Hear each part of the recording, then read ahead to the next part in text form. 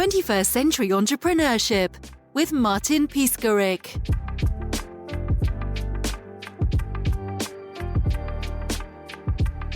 We made over $100,000 in our Kickstarter, and what people don't really know is that only 4% of Kickstarters make over $100,000.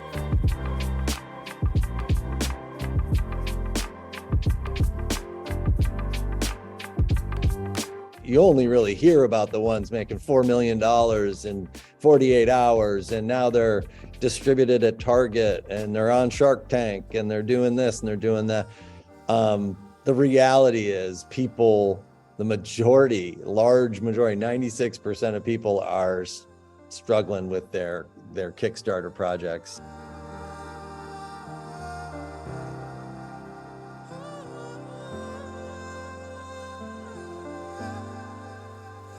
There's a ton of hurdles and things to know about Kickstarter that I'm happy to share, because when you get one fulfillment survey we sold 1,000, it sold like 1,100 fanny packs. This pack that we made, I actually have it here, but this is it's got all these great features, and it's really tactical, and it's full Kitanica, it's overbuilt.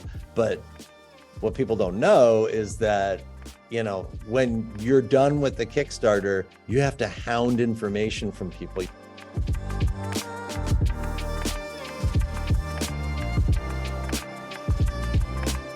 I don't know what color people want. We're making it in 2 different colors. Some people didn't even pay for shipping. There's like 100 people that I had to chase down for shipping. Nobody really warned me of any of that. And the thing just ended like, oh, you guys did great. You sold $125,000 worth of stuff. That's awesome. And then everyone involved with Kickstarter drives you to sell it for as cheap as you can possibly sell it, to move it, to make it successful. So we sold these things. It's like, it's a break-even marketing maneuver, and it's what it comes down. You have to go in knowing that. And then when you go in knowing that, now the next one is going to be, and we're going to do it again because it was great. It was great marketing. We got a ton of press, and it got people behind it to spend a lot of money on advertising, which is sometimes hard to do in a startup world. And we're not a startup. We've actually been around for a long time, but this we kind of treated as such.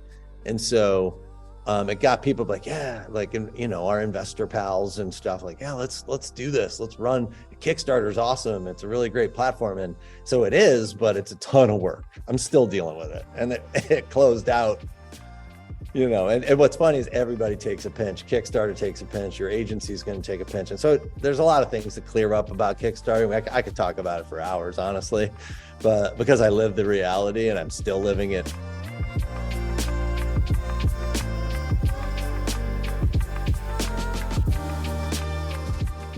The cut, we've been around for 15 years, but Kickstarter, the people on Kickstarter are buying things and they don't expect companies to deliver. We make stuff ourselves in-house. So that's all we do is make stuff and deliver it. I mean, that's our job.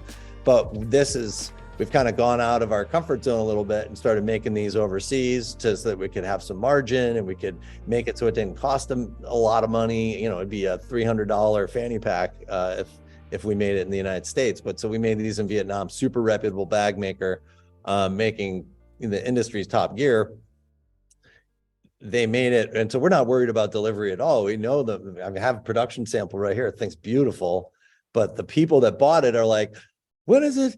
I need an update." And they're really stressed about delivery, and I'm like, "Guys, it's coming. It's on a container. It's okay. It's gonna be here. Relax." But they want thank you so much for the update. Oh my gosh, and I know now that I have to be all over that when these guys need a handhold. Oh, guys, I just got a new production sample. It looks dynamite. I'm taking it out this weekend. I'll send some pics, and they really want all of that social media. And as a Gen X, an older, I'm 52. I'm like, I don't lean into social media, and they just want all that information. Even people that are my age are looking for that because that's the platform. So it's been like this experience of just eye-opening.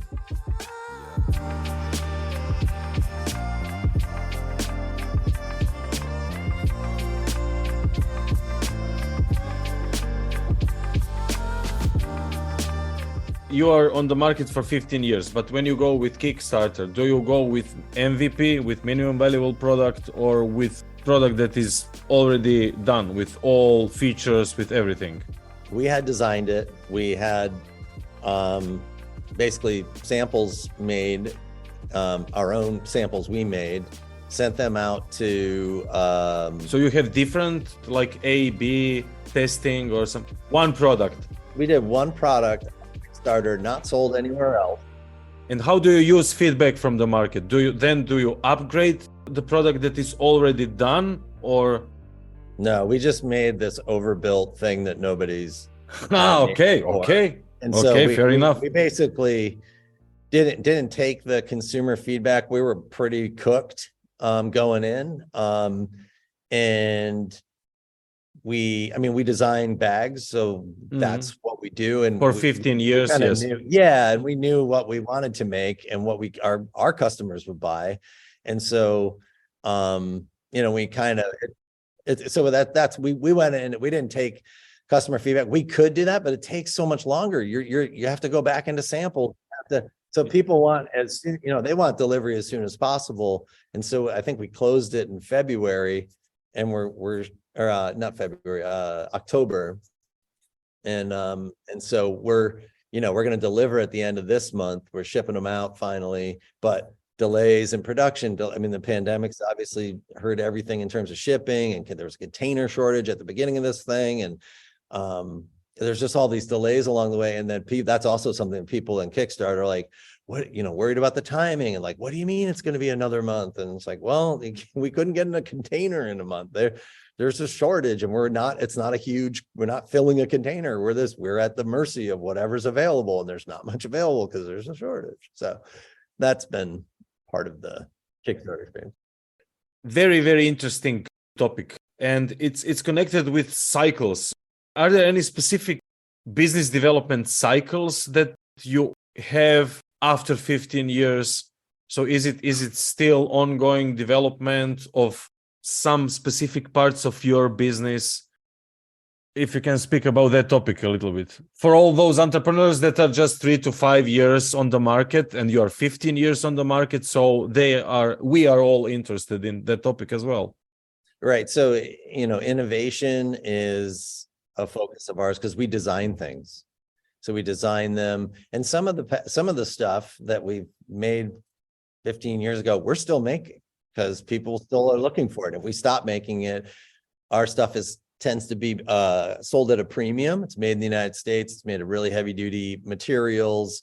So, we sell jackets that are $600. We sell them that are $400, but we also have fleeces and different things. We make jeans that are $99. So, these are the US made products we make. And people save for them.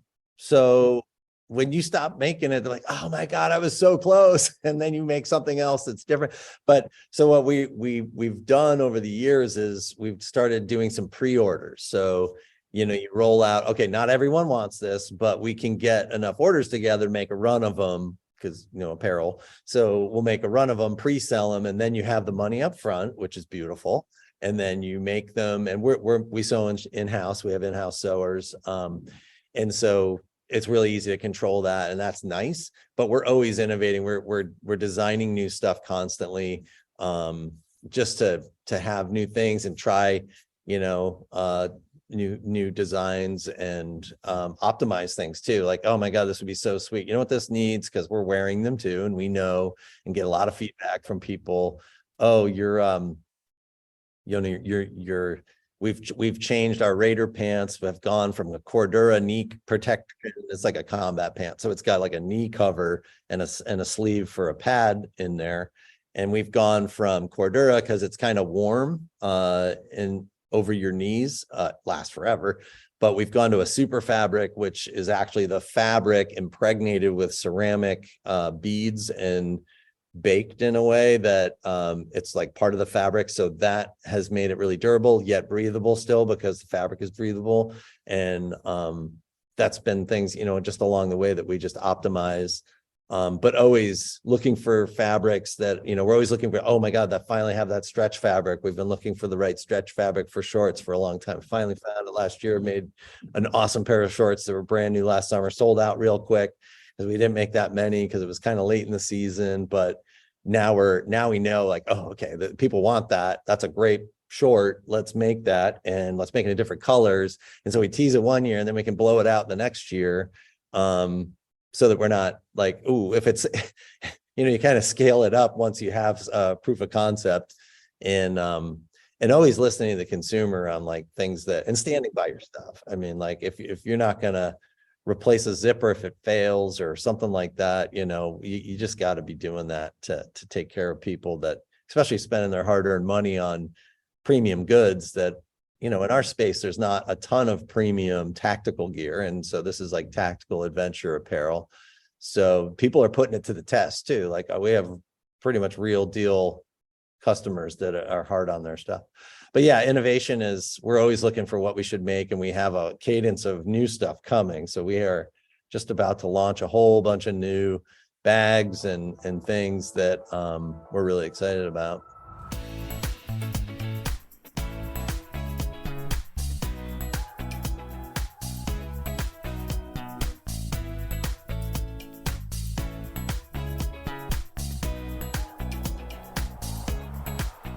We have for 15 years been making things in the United States with our own sew teams, design, cut and sew here in our shop. And we're going to continue to do that. But we're also, it's hard to wholesale that because the margins are narrow, because our costs are really high. I mean, we're in California, minimum wage is 15 something an hour. And headed up, every January it seems to go up. So our stuff is expensive, especially in places that are like Tennessee or any other like more rural parts of the world. There are minimum wages and anything like that, or other parts of the world that have different economies. So what we're doing is we're starting to look at making things overseas so that we can wholesale them, and that has been a transformation.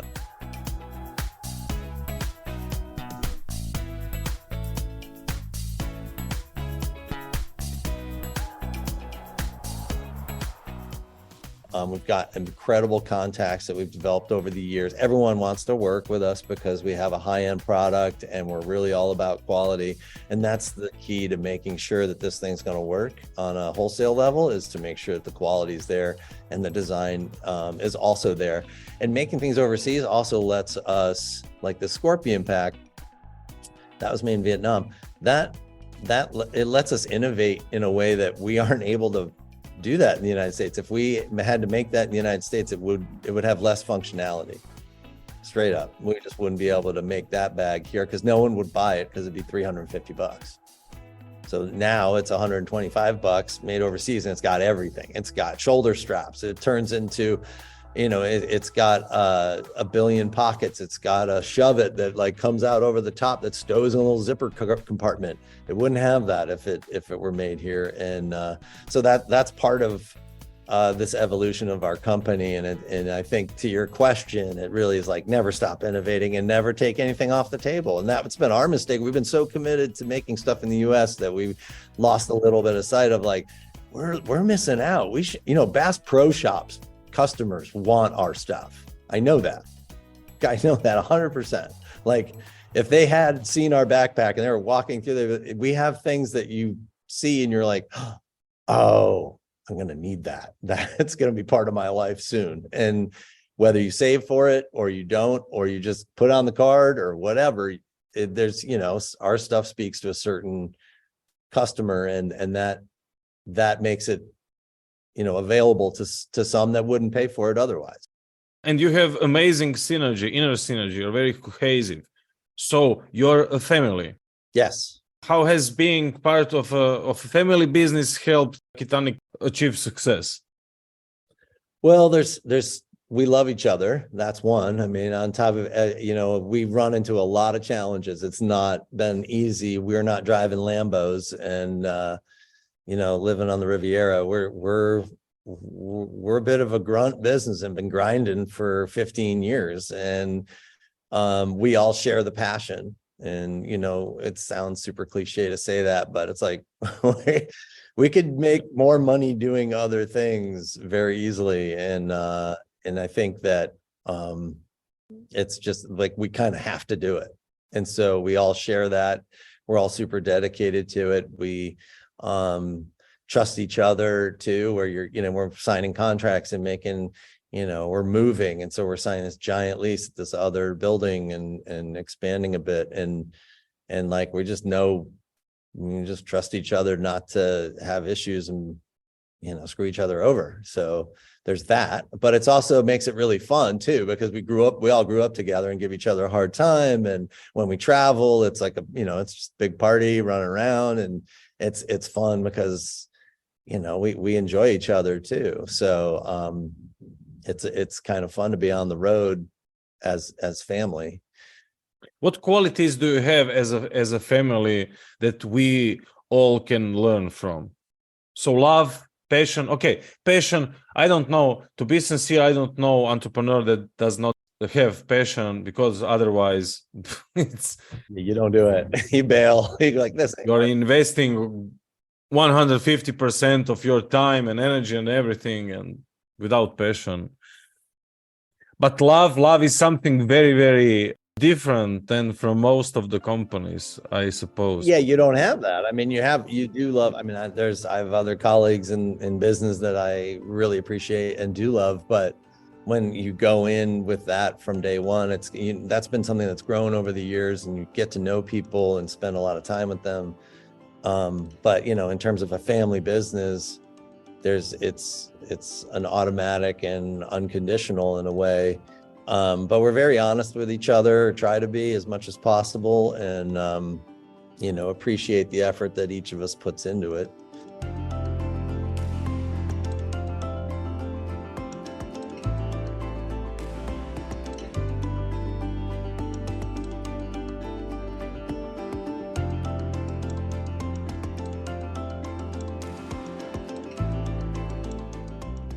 Do you have some old patterns, behavioral patterns, ego patterns from your childhood, or you transformed yourself during the process and now you have different kind of communication?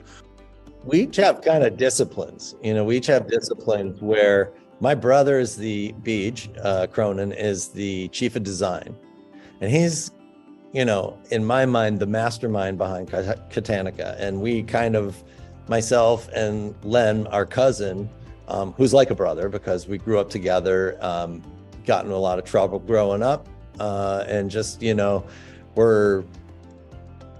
a year older than me, and Beej is 4 years older than me. So Beej has kind of been the older brother and he's a super gifted designer. I mean, for a long time in the early days, we've launched this company, in the initial days, he was a one-man sweatshop. He was designing, cutting, and sewing goods for people that needed them and wanted them.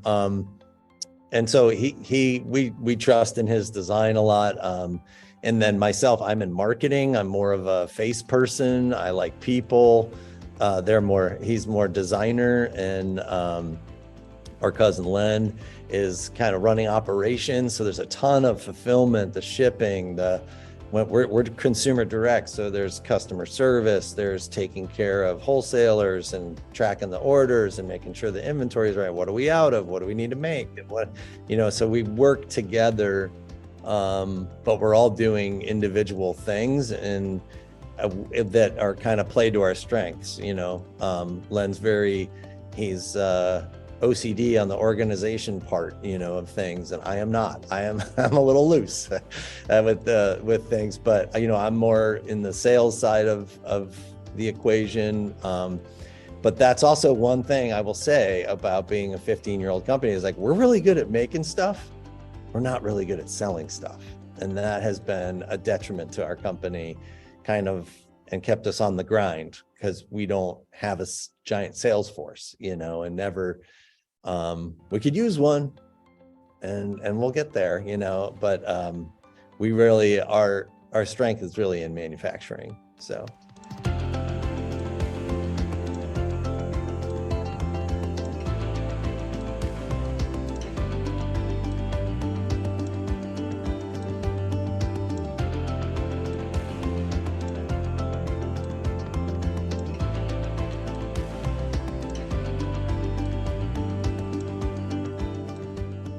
And as a family business, I suppose you are not thinking about exit strategy as other entrepreneurs, or you are also thinking about exit strategy? We'd love to sell it to somebody who wants to give us a ton of money for it, but no one's going to give us right now in this very moment, based on our balance sheet, no one's going to give us the golden egg to just like, okay, just play golf for the rest of your life. That's great. That's not where we are right now. We're in the build, expand, be aggressive, find new customers, find new ways to sell stuff, wholesale to everybody that will take it on and figure out a way to do that. And so that's what we're doing right now. And, soon to have, customers all over the place, because really we do have a global footprint because of the internet. The internet, has a third of what we make is exported. So we're selling into countries all over the world. Russia was our biggest customer outside of the US until we were unable to sell to them now. So they like outdoor gear, and people have reached out and I can't sell them stuff. And so it's fine for now, but that'll come back as things, hopefully the war ends as soon as possible, and get back to that customer base. But right now it's, China, Japan, South Korea, UAE, just Europe.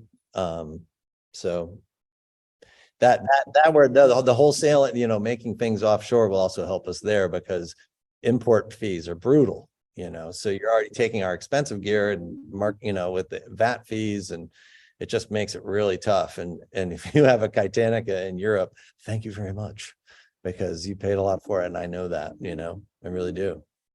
And is there any different communication, by the way, between you and your customers in the States and you and your customers in Europe or in Asia? Did you change anything as person responsible for marketing in communication, because it's just different emotional triggers or different ways of thinking?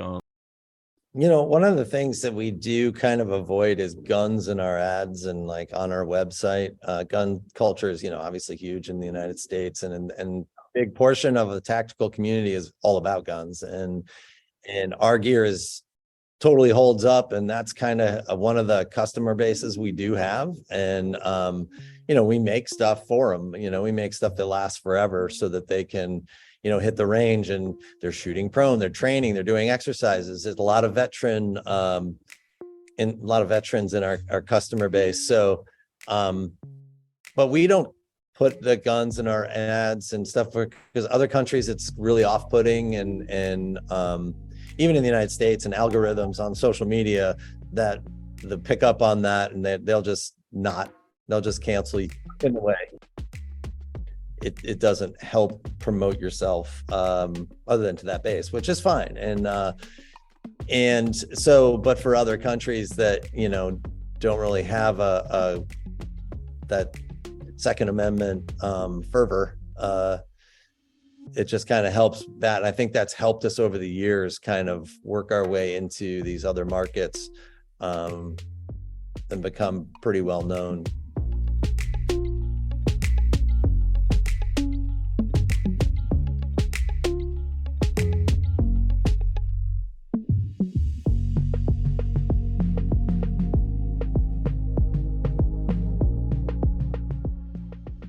What's held us back over the years, it has been, US manufacturing and the thinner margins, higher costs, driving all of that.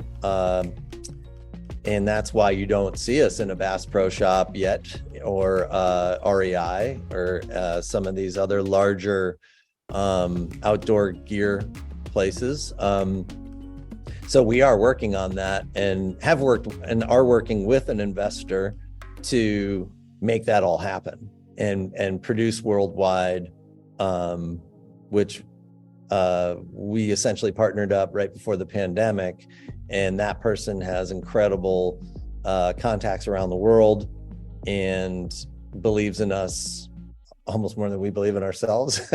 But so that's the partner you want. And it's been amazing, and really a catalyst for this whole, like, okay, we have what we need to, because it takes capital, it takes connections and networks to make all that happen, and we're executing that now. It's not fully baked, but we are baking it right now, and the Scorpion pack is a first kind of foray into that. As one of the products. Some of the other products are a backpack, the Vespid. It's a 4-zipper backpack. It's totally badass in every way, and it's priced where you're not going to be surprised by its price tag. If we made it here, you would be like, oh my God, that thing's a lot of money, and you just can't compete because it's just a different economy of scale. And so, and you're not alone. I mean, yeah, that's why there's nobody making anything in the United States anymore. It's so expensive, especially sewing, especially soft goods and, apparel. There's also, something that nobody talks about is that there's not a lot of fabric made here anymore, even where because it's pretty nasty stuff. The dyes are really bad for the environment. And people don't really talk about it. And the treatments and the different, all those coatings and the things that make soft shells beautiful and awesome in the rain. The EPA does not like those, our Environmental Protection Agency. And so that's kind of limiting too. In terms of 100% in the United States, you either have to make the fabric yourself or use some fabric that's some sort of, and all that fabric's expensive, of course, but that's a piece of it too. Is it an organic growth? Is it a leap of faith? It will be organic growth in terms, it'll also be incremental because we're selling consumer direct mostly now. We have some wholesale accounts and we do, wholesale to government agencies and things of that nature, and kind of around the world as well. But this will be getting into the wholesale game, and it will be above and beyond what we're doing with our domestic manufacturing, which we're still going to do. We're still going to have sew shop. We're still going to make awesome gear.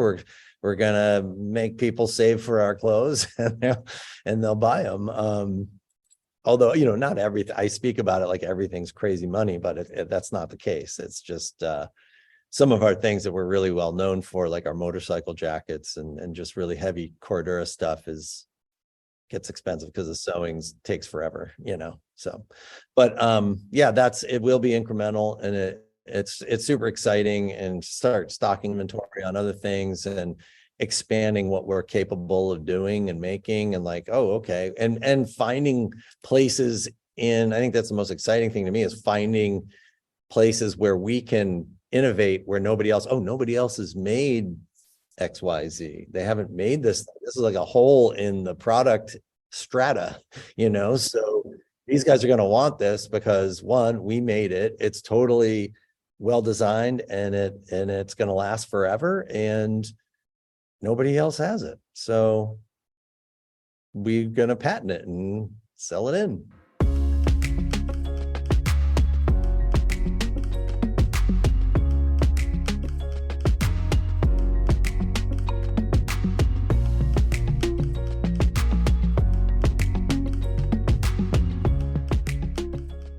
The way to be successful as an entrepreneur is you're going to have to be an optimist. I mean, you can't go into work and the sky is falling every day, because you're going to have a lot of challenges, but you have to celebrate your wins. You have to find solutions wherever you get stopped. And not every day is going to be a grand slam, home run, champion day. There's going to be down days where you don't necessarily see how you're going to get through it or overcome the challenges that are being posed, but you just have to know that you are going to, and keep it all in perspective, that at least you're doing what you love. And but you also need to know when to call it. I think that's important too. Like, don't go broke doing it, and don't just listen to your family. This is a family business, and when your family's not always honest with you, and I'm not speaking about my partners because they're very honest with me, and we are with each other, but I'm saying, yes, your mother is going to think your design is the best design that's ever been designed. So we're really in a mode where we're transforming our business. Even 15 years in, we've been grinding away in making it work and making clothes in the United States, and we've always been super committed to that, and we still are. We're not giving up. We're not letting off the gas pedal on that. In fact, we're moving and we're expanding our operations and making a better shop and a better place for people to work in general. But we're also expanding overseas to some overseas production so that we can wholesale some of this stuff and we can put it into retailers, because for 15 years, we haven't really done that. We've done a very modest amount of that in really more specialty stores that have customers that are willing to pay. Around the world actually is mostly where we're not so much in the US as wholesaling as we are in China, Japan, Russia even, and Europe. So now it's going to be more affordable. We're going to have more styles, more gear. We're bringing it to the world in a way that we haven't done before. Super excited about it. But that's us reinventing ourselves 15 years in. And we never stopped innovating from the first day we started this. And we were always making, the whole business, our whole Kitanica business is making stuff that doesn't exist. So, and overbuilding it, over-engineering it, and making it something that's visually just aggressive looking in general. It's just part of our aesthetic. It's got a kind of paramilitary look to it. But uber functional. People use our stuff for everything: work pants, combat pants, the range, camping, hiking, hunting, motorcycling is a big thing that our customers do. But anyway, yeah, we've been around for a while, but that's the mindset we've always had, is like, what are we going to make that's new and different and that nobody else is making? Or how do we make that better? We just came out with a fanny pack that we've never made before, and the thing's awesome. We're super proud of it, and we're really proud of the work we do. So that's part of what keeps us going, is just kind of the pride in the fact that we're making things that we think are cool, as well as, our customers, and finding people that also think it's cool. Check out our gear at Kitanica.com, Kitanica.com. 21st Century Entrepreneurship with Martin Piskarik. Imagine a space where triumphs, trials, and tales of entrepreneurship come alive. Welcome to the 21st Century Entrepreneurship Podcast, a gold awarded journey hosted by Martin Piskarik, connecting with listeners in 95 countries and ranking in the top 0.5% of all podcasts. Join our exclusive community, elevate your perspective, and embark on the path to success.